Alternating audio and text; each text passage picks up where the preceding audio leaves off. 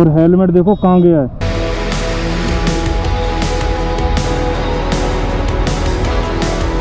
अभी मुझे ऐसा लग रहा है कि इस बाइक को लेकर के मैंने गलती की है, और वो क्यों की है अभी बताता हूँ आप। तो दो चीज़ें मुझे सबसे बुरी लगी आज।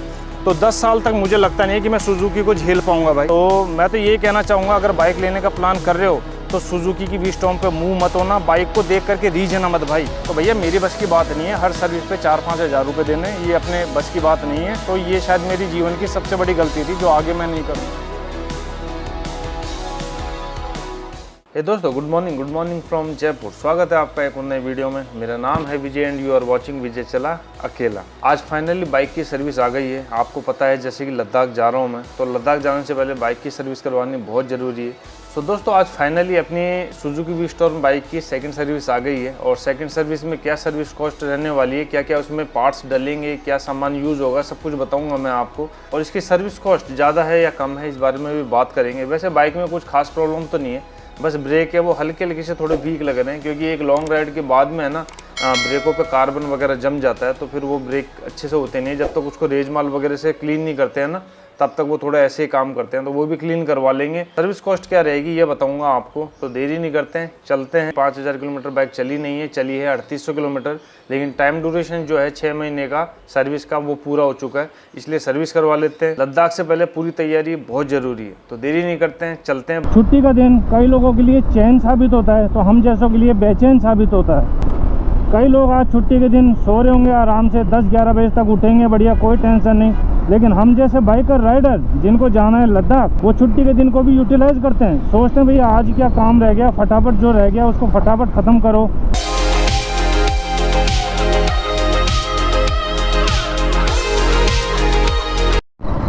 ले भाई सुबह सुबह हो लिया काम। ओहो बच्चा हो बच्ची हो रहे यार। एक स्कूटी वहाँ गिरी है, ये भाई गिरा है,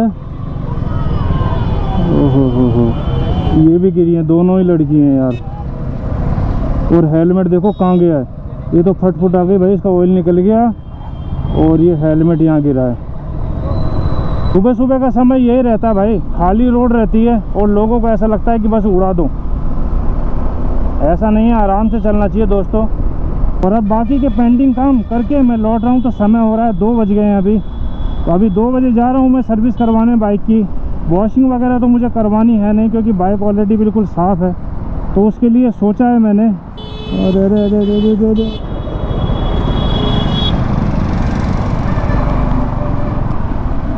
सर्विस सेंटर तो पहुँच गया हूँ मैं। तो सोचा था मैंने लंच वगैरह हो जाएगा, तो लंच के बाद मैं करवा लेता हूँ। वॉशिंग करवानी नहीं है मुझे, क्योंकि बाइक साफ़ है, और जब लद्दाख से लौटूंगा ना मैं, तब गंदी हो जाएगी, तब साफ़ करवा लेंगे। देखो सर्विस सेंटर तो पहुँच गया हूँ मैं, लेकिन गर्मी है ना, मतलब इतनी हाई लेवल की, ऐसा लग रहा है मुझे कि 45 डिग्री जो टेम्परेचर है ना वो भी क्रॉस हो गया है, और अभी पहुंच गया है शायद 47 के करीब। मतलब भाई बाइक चला रहा हूँ मैं और बाला कलावा पहना हुआ है, हेलमेट लगा रहा हूँ, टप टप पसीने बहे जा रहे हैं मतलब। और रेड सिग्नल पे जहाँ रुकना पड़ रहा है ना, वहाँ हालत बहुत ख़राब है। अच्छी बात यह है कि सुजुकी में भाई यहाँ सर्विस एरिया में जो है AC चल रहा है, अगर यहाँ पंखे होते हैं ना तो हाल ख़राब हो जाती है। और एक चीज़ दिखाऊँ आपको, ये देखो बाहर बाइक सर्विस हो रही है। अभी तो अपनी बाइक नहीं लगी है, लेकिन भाई बाइक के लिए या जो मैकेनिक है ना, इन सब के लिए यहाँ लगा रखा बाहुबली कूलर। भाई ज़रूरी है, क्योंकि जीवन सबको प्यारा है और गर्मी इतनी पड़ रही है ना, ये कूलर यहाँ लगा है तो मुझे अच्छा लग रहा है, कि बहुत अच्छा लग रहा है। मतलब कि भाई जो अपने भाई बंधु काम कर रहे हैं उनके लिए कूलर लगा है। अभी वेट करते हैं अपन, बाइक अपनी ऊपर है, नीचे लगती है सर्विस पे ना, तब दिखाता हूँ आपको।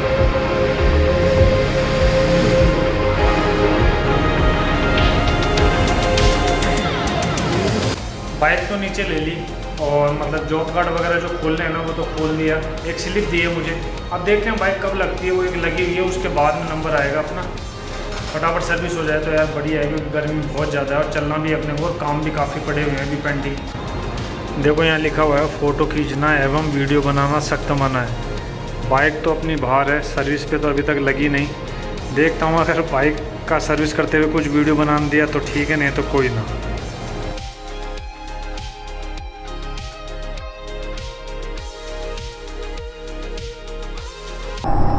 देखो बाइक की सर्विस तो करवा ली मैंने, तो सबसे पहले थोड़ी सी बाइक चला करके देख लेते हैं कि सर्विस करवाने के बाद में कुछ खास अंतर लगा या ना लगा। इतना खास ज़्यादा फ़र्क नहीं लग रहा मुझे। बस ऐसा लग रहा है कि बाइक हल्की सी स्मूथ हुई है, मतलब चलने में तो बाइक सही है, ऐसा कोई दिक्कत नहीं है, लेकिन हाँ थोड़ा सा हल्की सी स्मूथनेस आई है। 19-20 का फ़र्क कह सकते हैं। ब्रेकिंग ठीक है, अब ब्रेक का भी बताऊंगा आपको, बाकी ये देख लो आप पहले चलने में कैसी है। बाइक तो बिल्कुल मेंटेन रखता हूँ मैं, तो इसलिए शायद ऐसा कुछ खास फ़र्क लगता नहीं है। जो लोग बिल्कुल लापरवाही से बाइक को रखते हैं, तो जब वो सर्विस करवाते हैं तब उन्हें फ़ील होता है कि हाँ यार सर्विस तो बढ़िया हुई है, लेकिन अपन बाइक बिल्कुल भाई टनाटन रखते हैं, तो इतना शायद कुछ खास फील हो नहीं रहा मुझे। इवन जो चैन है ना, वो चैन भी मैं बिल्कुल क्लीन रखता हूँ, उस पर गंदगी वगैरह नहीं आने देता हूँ। अगर आती है तो उसे क्लीन वगैरह कर लेता हूँ। और सेकंड सर्विस के बाद में सुजुकी से ऐसा एक्सपेक्ट नहीं किया था मैंने कि इस तरीके से होगा भाई। सारी बातें बताता हूँ आपको। देखो बाइक की सेकंड सर्विस जो होती है ना, वो होती है इसकी 5000 किलोमीटर पे या 6 महीने पे। तो 5000 किलोमीटर तो चले नहीं थे मेरी बाइक के, और तकरीबन चले हैं 3700 कुछ किलोमीटर, मतलब 3700 ऐसे कुछ किलोमीटर चले। तो 6 महीने कंप्लीट हो गए थे, इसलिए मैंने बाइक की सर्विस करवा ली।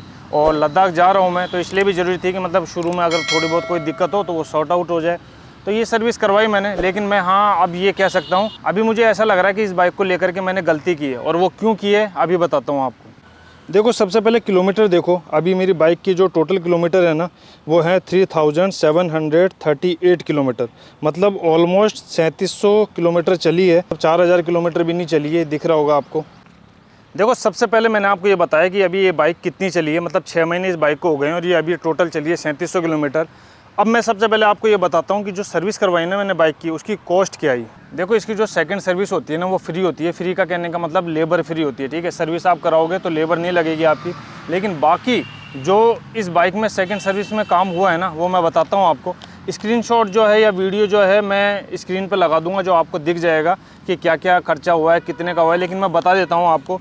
देखो सबसे पहले इसमें एयर फिल्टर डला है ना, तो एयर फिल्टर डला है 305 रुपये का, ये मैं टैक्स के साथ इंक्लूड करके बता रहा हूँ आपको। उसके बाद में डला है ऑयल फिल्टर, ऑयल फिल्टर है 70 रुपीज़ का। अब बात आती है ब्रेक पैड की ना, तो ब्रेक पैड की बात आपको बाद में बताऊँगा, जो मेन बात है। लेकिन अभी आप प्राइस सुन लो। ब्रेक पैड का जो इसका पीछे वाले पहिए का है वो है 710 रुपये का, और जो फ्रंट का है वो है 610 रुपये का, ठीक है। और जो इसमें ऑयल डलता है वो ऑयल डलता है एक star full synthetic oil 10W40R9000 है ना। तो ये इसका मतलब मॉडल नंबर है, मतलब या इसकी ग्रेड कह लो, ये ग्रेड है इस ऑयल की। और ये पड़ा है मुझे 965 रुपये का, ठीक है। तो ओवरऑल जो मैंने पे किया ना, वो किया 2764, मतलब हाँ। तो टोटल मैंने जो पे किया वो है 2764 रुपये, 2764 रुपीज़ है। मैं आपको ये बताता हूँ कि है ना मुझे इतना बुरा क्यों लगा और ऐसा क्यों कर रहा है कि मैंने बाइक है ना आखिर गलत ली। बताता हूँ। देखो इस बाइक को जब देखते हैं ना अपन, तो देखते क्या पहली नज़र में प्यार हो जाता है, क्योंकि दिखने में मस्कुलर है, और थोड़ा मतलब जब आप इस पर बैठ करके चलते हो खुद को थोड़ा सा ऊंचा फील करते हो।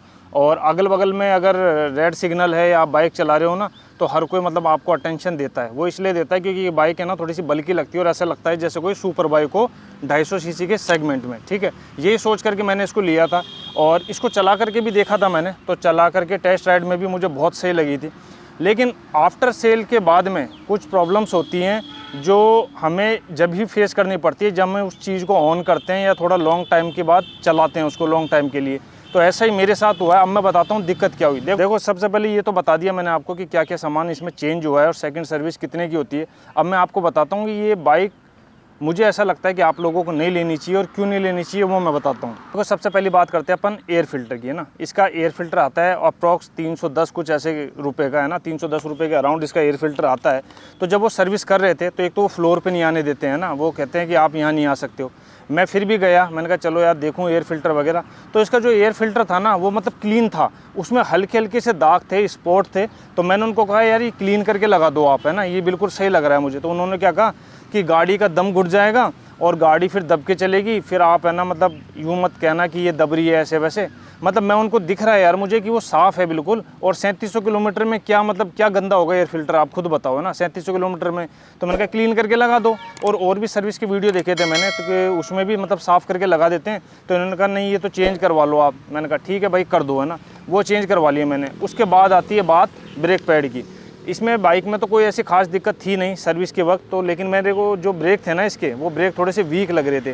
तो ब्रेक वीक लग रहे थे, तो मैंने उनको कहा यार ब्रेक है ना वो थोड़े से वीक लग रहे हैं, तो साफ़ वगैरह करके लगा दो। बोले ठीक है। अब उन्होंने ब्रेक पैड खोले और खोल करके मैंने भी देखे, ब्रेक पैड में आ गया था वहाँ पर, तो मैंने कहा यार इसमें तो अभी तो माल है, तो साफ़ करके लगा दो। तो वो क्या कहते हैं मुझे, बोले इसकी जो ब्रेक पैड की ड्यूरेशन होती है ना, लाइफ होती है, वो 4 से 5 हज़ार किलोमीटर ही होती है। मतलब 4-5 हज़ार किलोमीटर में आपको ब्रेक पैड चेंज करवाने पड़ेंगे, तो वो आप चेंज करवा लो। और बीच में अगर कहीं रुक गई बाइक या ब्रेक फेल हो गए ना, तो फिर देख लो आप, है ना। तो मैं ये सोचा यार कि मतलब चलो डलवा लेते हैं, है ना। तो मैं गया, मैंने कहा कितने के ब्रेक पैड क्या है, तो उन्होंने बताया मुझे 700 रुपये के तो एक पहिए के हैं और दूसरे व्हील के हैं 600 रुपये के, तो 1300 रुपये के आएंगे। मैंने कहा अच्छा। और बोले लगाने के 120 रुपये और लगेंगे।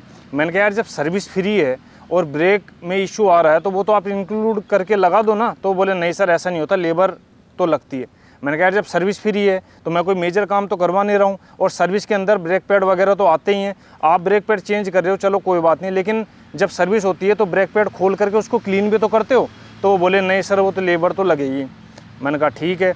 अब भैया दिमाग यहाँ ख़राब हुआ कि मतलब 3700 किलोमीटर बाइक चली है, ठीक है, ब्रेक पैड उन्होंने चेंज कर दिए, और उन्होंने ये कहा मुझे हर 4 से 5 हज़ार के बीच में ब्रेक पैड चेंज होते हैं। तो इसका कहने का मतलब है भाई ये तो हर सर्विस पे ही ब्रेक पैड चेंज होंगे। मतलब 5000 किलोमीटर पे इसकी सर्विस होती है, तो मैं 5000 किलोमीटर बाइक चलाऊं, सर्विस पे लेकर के जाऊं, और हर बार 1500 रुपये तो मैं ब्रेक पैड के दे दूं। तो हर बार 1500 रुपये ब्रेक पैड के मैं दे रहा हूं, और उसके बाद में सर्विस के अलग से दे रहा हूं। तो मेरी तो बाइक की सर्विस पहुंच गई भाई कम से कम 3500 रुपये। 3500 रुपये तो कहीं अपन मार्केट में 4 व्हीलर भी करवाएं ना सर्विस, उसके भी नहीं लगते हैं भाई। तो मतलब 3500 रुपये की सर्विस बैठ जाएगी।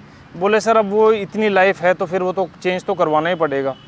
अब मैंने कहा यार ये तो मतलब टेंशन वाली बात हो गई। अच्छा दूसरी बात क्या है, अगर उनको कहूँ मैं कि ब्रेक पैड मुझे दे दो आप, और है ना मैं रख लूँगा, कभी मुझे ज़रूरत पड़ी तो लगवा लूँगा, तो ब्रेक पैड नहीं देते हैं, कहते हैं काउंटर सेल अलाउ नहीं है। अब एक बार बताओ, लद्दाख जा रहा हूँ मैं, है ना, और बाइक में अभी ब्रेक पैड है, या तो बाइक के ब्रेक पैड निकाल के फेंक दूँ मैं, ठीक है, या फिर उन्हीं ब्रेक पैड को लेकर के जाऊं, और कहीं रास्ते में अगर ब्रेक ख़त्म हो गए ना तो फिर मैं क्या करूं, फिर बाइक को टो करके और इनके सर्विस सेंटर तक लेकर के जाऊं, जो लद्दाख में तो है ही नहीं।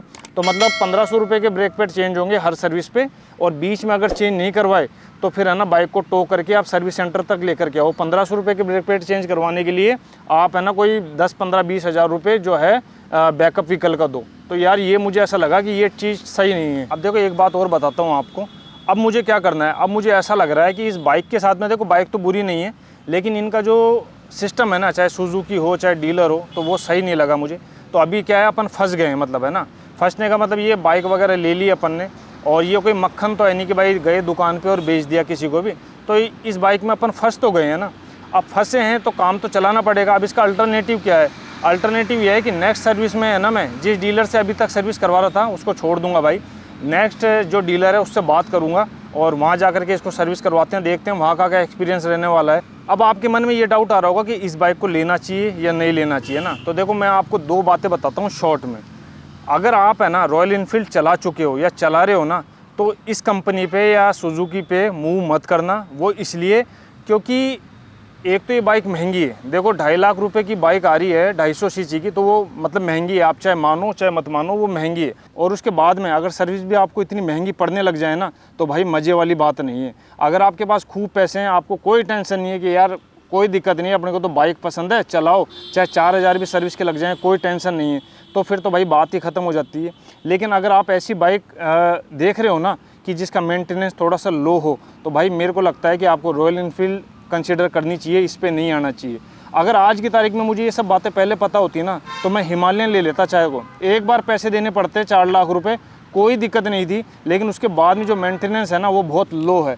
अरे यार 5000 किलोमीटर पे मतलब हर बार इसका जो है ब्रेक पैड चेंज होगा, इतना मेंटेनेंस। और जबकि मैं ना हकीकत बता रहा हूँ, बड़ाई नहीं कर रहा हूँ, मैं बाइक को इतने आराम से चलाता हूँ, ब्रेकिंग भी इतनी सॉफ्ट लगाता हूँ, फिर भी उन्होंने कह दिया कि 4 से 5 हज़ार पे चेंज होते हैं। तो भैया मेरी बस की बात नहीं है हर सर्विस पे 4-5 हज़ार रुपये देने, ये अपने बस की बात नहीं है।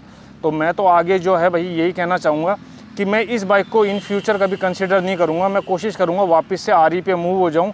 और देखा है मैंने, मतलब जब इतनी सेल जारी है ना रॉयल इनफील्ड की, तो मतलब भाई कुछ ना कुछ तो बात है। मैंने सोचा रॉयल इनफील्ड छोड़ देते हैं, सुजुकी को ले लेते हैं, तो ये शायद मेरी जीवन की सबसे बड़ी गलती थी जो आगे मैं नहीं करूँगा। दूसरी बात कि पिछले भी कुछ वीडियो में बताता हूँ मैं आपको कि इसके जो पार्ट्स हैं ना वो इजीली अवेलेबल नहीं होते हैं। मतलब इंजन ऑयल वगैरह ये सब तो मिल जाएंगे, लेकिन इसका इंडिकेटर भी अगर टूट जाता है ना तो वो आपको इजीली नहीं मिल पाएगा भाई। हाई मेंटेनेंस के कारण थोड़ा सुजुकी ने रिग्रेट फील करवाया है मुझे, तो कोई बात नहीं। और एक बात और कहना चाहता हूँ, जैसे अपन क्लासिक में इंजन ऑयल डलवाते हैं तो उसमें डलता है ग्रेड का 15W50 है ना, और उसमें जो 2.5 लीटर की पीपी आती है ना वो आती है 900 कुछ रुपए की ना। तो इसका जो ऑयल है ना, मतलब 1200 ml इसमें ऑयल डलता है, और 1200 ml ऑयल के है ना भाई पैसे हैं 1000 रुपये। तो मैंने कहा यार बहुत बढ़िया भाई, बहुत अच्छी बात है। शुरू में पता किया था मैंने, तो मतलब मुझे ऐसा लगा कि मुझे गुमराह किया गया। 2-3 जगह पूछा था मैंने डीलर पे, तो उन्होंने मुझे ऐसा लगा गुमराह किया हुआ है। 600 रुपये जो बताए थे लेबर के वो तो चलो ठीक है, 600 रुपये इसकी लेबर जो वो लेते हैं आफ्टर फ्री सर्विस के बाद में, वो तो ठीक है। लेकिन भाई इसका जो मेंटेनेंस है ना, जो सर्विस कॉस्ट है मतलब प्रोडक्ट की या अपन कुछ भी डलवाते हैं ना, वो बहुत हाई है। तो मैं तो यही कहना चाहूँगा, अगर बाइक लेने का प्लान कर रहे हो तो सुजुकी की वी-स्टॉर्म पे मुंह मत होना। बाइक को देख करके रीझना मत भाई, मतलब बाइक को देख करके उस पर बैठ के चला करके मैं पक्का कह सकता हूँ आपका मन कर जाएगा इसको ले लें, लेकिन है ना बाद में ये आपकी ले लेगी तो फिर ये मत कहना कि भाई ये क्या हुआ, है ना। तो अभी मुझे क्या करना है, अभी मुझे नेक्स्ट सर्विस जब आएगी, लद्दाख के बाद आऊँगा मैं, तो डीलर चेंज करना है। जिस डीलर पे अभी सर्विस करवा रहा हूँ मैं रेगुलर, जहाँ से बाइक ली मैंने, वहाँ तो दोबारा जाऊँगा नहीं, तो दूसरे डीलर पे जाऊँगा, वहाँ का एक्सपीरियंस देखते हैं। क्योंकि अभी फंस गए हैं तो भैया उस हिसाब से तो चलना ही पड़ेगा ना, एडजस्ट करना पड़ेगा। बाकी अगर आप लोग प्लान कर रहे हो, कौन सी बाइक का प्लान कर रहे हो, थोड़ा कंफ्यूज हो तो थोड़ा कमेंट करके बताना, जितनी हेल्प होगी मैं करूँगा। तो दोस्तों आई होप ये वीडियो थोड़ी सी आपको इन्फॉर्मेटिव लगी होगी। इन्फॉर्मेटिव लगे, कुछ भी अच्छा लगे तो लाइक करना, कुछ भी पूछना हो तो कमेंट करना, चैनल पर नए हो तो सब्सक्राइब करना। मिलते हैं नेक्स्ट वीडियो में किसी और एपिसोड में किसी और दिन, जब तक के लिए बाय बाय।